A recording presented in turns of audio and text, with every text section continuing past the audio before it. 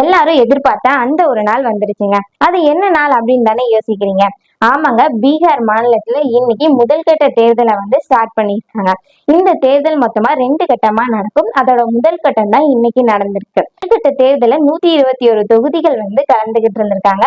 புதுசா இந்த தேர்தல 10,72,00,000 பேர் புதுசா வாக்களிச்சிருக்கவும் செய்யறாங்க. இந்த தேர்தலுக்காக 45,341 வாக்குப்பதிவு மையமும் அமைக்கப்பட்டிருக்குன்னு சொல்லிருக்காங்க. வாக்காளர் பட்டியல பெயர்கள் இருந்துச்சு அப்படின்னா இன்னைக்கு அவங்களோட ஜனநாயக உரிமையை செலுத்த இருக்காங்க. பீகார் மாநிலத்துல மொத்தமா 4 முக்கிய கட்சிகள் தான் இருக்கு. அது என்ன கட்சிகள் அப்படின்னு பாத்தீங்கன்னா ஜேடியு, ஆர்ஜேடி, பாஜக, காங்கிரஸ் அப்படின்னு இந்த 4 கட்சிகள் தான் முக்கியமா இருக்காங்க. இந்த தேர்தலை பார்வையிடுறதுக்காக 7 நாடுகள்ல இருந்து 14 ரெப்ரசன்டேட்டிவ்ஸ் பார்வையிடவும் வந்திருக்காங்க. இதோட 2ஆம் கட்ட தேர்தல் நவம்பர் 11ஆம் தேதி நடக்கும் அப்படின்னு சொல்லியிருக்காங்க. இந்த நவம்பர் 11ஆம் தேதி நடக்கிற 2ஆம் கட்ட தேர்தல 122 தொகுதிகள்ல இருக்க மக்களும் வாக்களிக்க இருக்காங்க அப்படின்னு சொல்றாங்க. இந்த மாதிரியான இன்ஃபர்மேஷன்ஸை நீங்க தெரிஞ்சுக்கணும் அப்படின்னா மயிலிறகு அகாடமி சேனலை ஃபாலோ பண்ணிக்கோங்க.